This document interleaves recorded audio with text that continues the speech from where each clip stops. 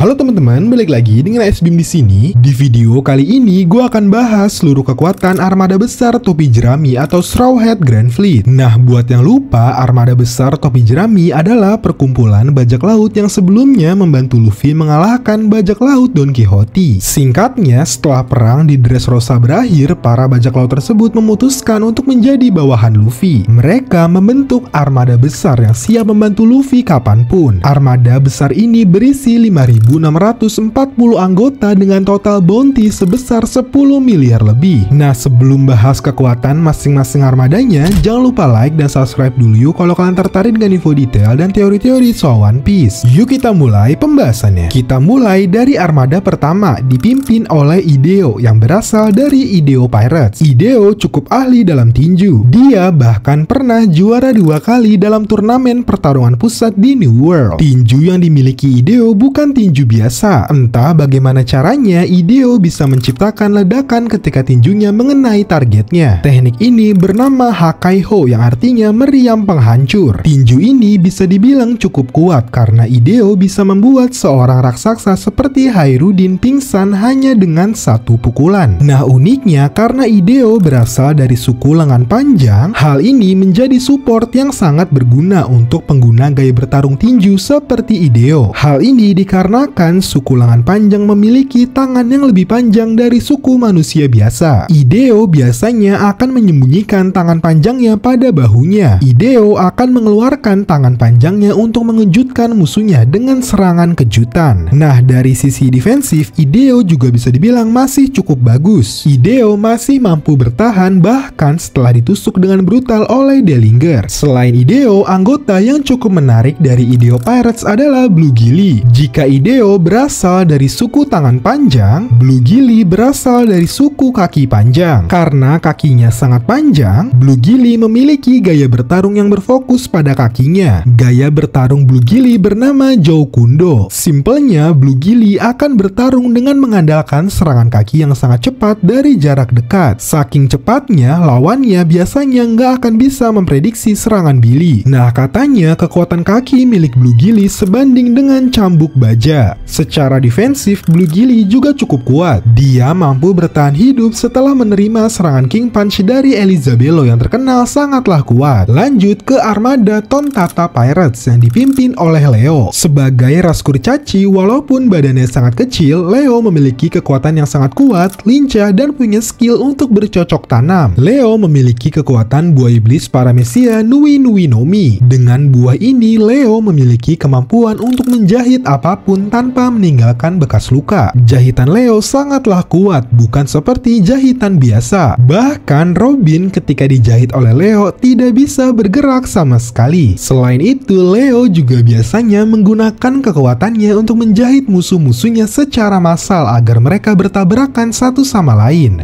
Nui Nui Nomi sebenarnya mirip dengan Ito Ito Nomi milik Doflamingo karena sama-sama berhubungan dengan benang. Nui Nui Nomi memiliki kemampuan yang lebih terbatas karena sejauh ini Leo hanya bisa menggunakannya untuk menjahit seseorang dan harus menggunakan jarumnya. Oke, lanjut ke armada Barto Club yang dipimpin oleh Bartolomeo. Menurut gua, Bartolomeo mungkin bisa jadi salah satu aliansi Luffy yang paling penting di masa depan karena kondisinya sangat mirip dengan Karibo di Blackbeard Pirates. Bartolomeo sangat mengidolakan Luffy, sedangkan Karibo sangat mengidolakan Blackbeard. Mungkin di masa depan kita akan melihat peran yang sangat signifikan dari mereka berdua, atau bahkan jadi pertarungan yang cukup seru untuk kita nantikan. Oke, anyway, untuk kekuatan Bartolomeo sendiri juga bisa dibilang salah satu yang terkuat di antara armada yang lain. Sebelum bergabung dengan armada Luffy, Bartolomeo merupakan bos mafia yang menguasai 150 kota. Dia juga merupakan seorang supernova yang artinya angkatan laut menganggapnya sebagai ancaman besar. Untuk buah iblisnya, Bartolomeo memiliki kekuatan Bari-Bari Nomi. Buah iblis paramecia ini membuat Bartolomeo bisa menciptakan barrier pelindung dengan cara menyilangkan jari-jarinya. Secara defensif, gue bisa bilang mungkin Bari-Bari Nomi adalah buah iblis yang terkuat. Hal ini dikarenakan sampai saat ini barrier tersebut belum pernah berhasil dihancurkan. Dari mulai Oden hingga King Punch punch milik Elizabeth yang terkenal sangat kuat nggak mampu menembusnya. Nah, selain buat pertahanan, buah iblis ini juga cukup berguna dalam penyerangan dan kebutuhan lainnya. Dalam penyerangan, biasanya Bartolomeo bisa menciptakan barrier untuk mendorong musuhnya. Bahkan Bartolomeo juga bisa melapisi tangannya dengan barrier tersebut untuk menciptakan tinju yang sangat kuat bernama Bari-Bari no Pistol. Nah, dalam kasus lain, Bartolomeo juga bisa bikin objek-objek seperti tangga yang bisa sangat berguna ketika dibutuhkan. Jadi bisa dibilang cukup fleksibel karena seharusnya Bartolomeo nggak hanya bisa menciptakan tangga. Lanjut ke armada Yonta Maria Grand Fleet yang dipimpin oleh Orlumbus. Nah, dari segi kepemimpinan Orlumbus bisa dibilang luar biasa. Hal ini dikarenakan Orlumbus bisa memimpin Yonta Maria Grand Fleet yang berjumlah 4.300 anggota. Nggak cuma itu, kekuatan fisik Orlumbus juga luar biasa. Dia mampu mengangkat singa hanya dengan satu tangan dan dengan mudah melempar Zoro dari Bukit Bunga ke daratan tinggi Raja Lama dengan kecepatan yang gak masuk akal. Beberapa teknik bertarung yang ditunjukkan Orlumbus sejauh ini adalah: pertama, Teitoku Hak. Dalam teknik ini Orlumbus akan memeluk sekelompok orang dan menghancurkannya. Nah, yang paling menarik adalah teknik Teitoko no Igen. Karena Orlumbus punya karisma dan skill memimpin yang bagus, Orlumbus bisa membuat lawannya mengikuti perintahnya dengan cara berteriak ke arah musuhnya. Selain itu, Orlumbus juga terlihat menggunakan cambuk dalam pertempuran. Lanjut ke armada New Giant Warrior Pirates yang dipimpin oleh Hairudin. Sebagai pengingat, New Giant Warrior Pirates merupakan kelompok yang paling berjasa dalam mempertahankan kehendak Ohara. Mereka adalah kelompok yang ditugaskan menyelamatkan buku-buku yang tenggelam akibat Buster Call. Oke, anyway, kembali bahas kekuatan pemimpinnya Hairudin. Sebagai seorang raksasa, kekuatan fisik Hairudin gak usah diraguin lagi, apalagi dia pemimpinnya. Pukulan Hairudin saking kuatnya digambarkan sebagai sambaran petir. Hairudin juga mampu bertahan setelah menerima serangan brutal 10.000 ton dari Macfist. Ketika menyerang, Hairudin akan menggunakan sarung tangan raksasa yang membantunya dalam meningkatkan daya serang pukulannya. Selain itu, Hairudin juga terlihat menggunakan kapak yang sangat besar. Salah satu teknik andalan Hairudin adalah Gungnir yang berarti tombak pahlawan. Hairudin akan melakukan pukulan super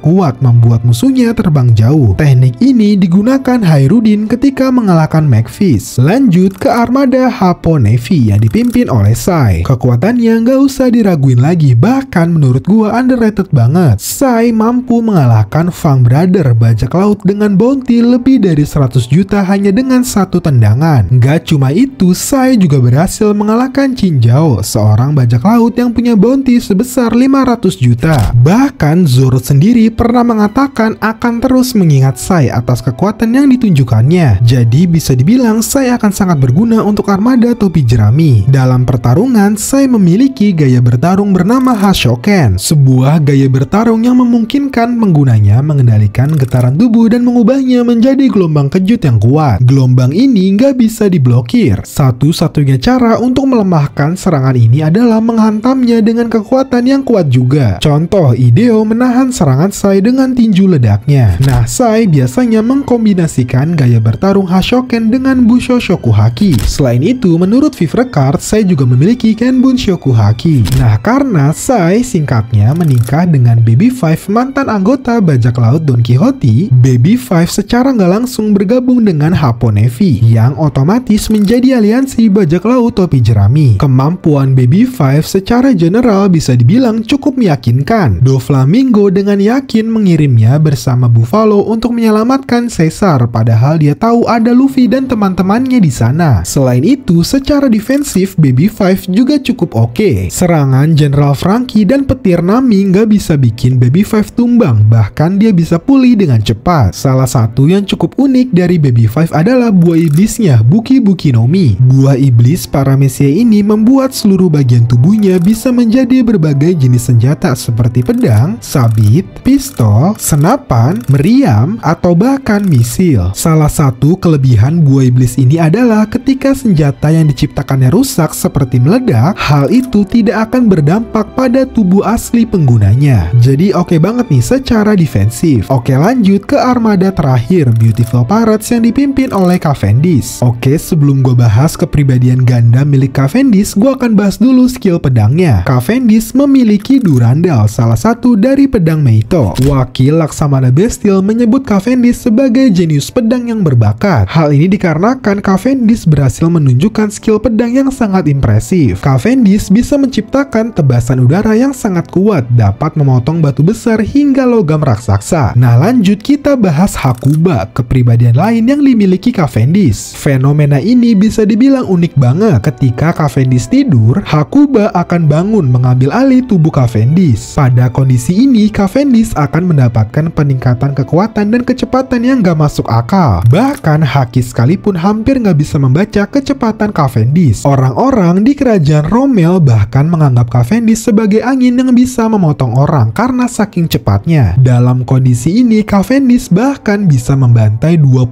pejuang yang ada di blok D kompetisi Corrida Coliseum. Dellinger, salah satu petarung terkuat di kompetisi Corrida Coliseum, dibantai habis sama Cavendish hanya dengan satu kali serangan. Sayangnya, mode Hakuba sangat tidak cocok jika digunakan untuk bertarung bersama teman-temannya, karena Cavendish akan sepenuhnya kehilangan kesadaran dan bisa menyerang teman-temannya sendiri. Nah, tapi sejauh ini Cavendish lagi berusaha untuk mengendalikan Hakubanya. Nah, untuk hakinya sendiri, Cavendish diketahui memiliki Bushoshoku dan Kenbunshoku haki menurut Vivrekar. Nah, selain pemimpin dan beberapa anggota dari setiap armada yang gue sebutkan tadi, masing-masing armada sebenarnya punya anggota lain yang jumlahnya cukup banyak. Contoh, armada Beautiful Pirates memiliki 75 anggota termasuk Farul dan Sulaiman di dalamnya. Lalu Bartok Club terdiri dari 56 anggota termasuk Gambia. Hapo Navy terdiri dari 1000 anggota termasuk ada Bow di sana. Lalu Ideo Pirates terdiri dari 4 anggota termasuk Abdullah dan Jit. Tontata Pirates terdiri dari 200 anggota termasuk Flapter dan Wika. New Giant Warrior terdiri dari 5 anggota termasuk Gert dan Rod. Terakhir, Yonta Maria Grand Fleet memiliki 4.300 anggota. Nah, coba komen dong siapa armada topi jerami favorit kalian. Terima kasih sudah nonton video ini. Jangan lupa like, comment, share, dan subscribe supaya makin semangat bikin video.